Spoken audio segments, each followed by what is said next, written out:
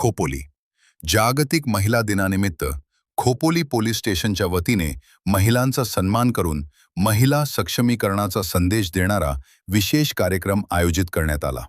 Khopoli police स्टेशनचे police निरीक्षक हिरे साहेब यांच्या संकल्पनेतून हा कार्यक्रम पार पडला।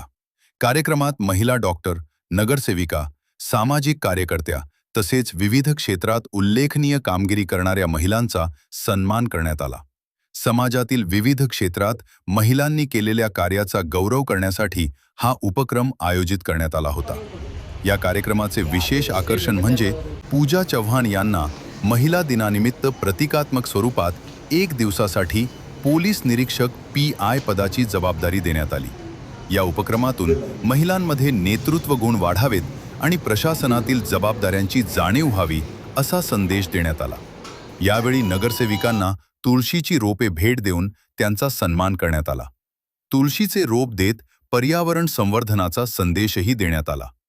कार्यक्रमादरम्यान दिव्यांग मुलांचाही विशेष सन्मान करण्यात आला। समाजात त्यांना प्रोत्साहन मिळावे आणि त्यांचा आत्मविश्वास वाढावा या उद्देशाने त्यांचा गौरव करण्यात आला।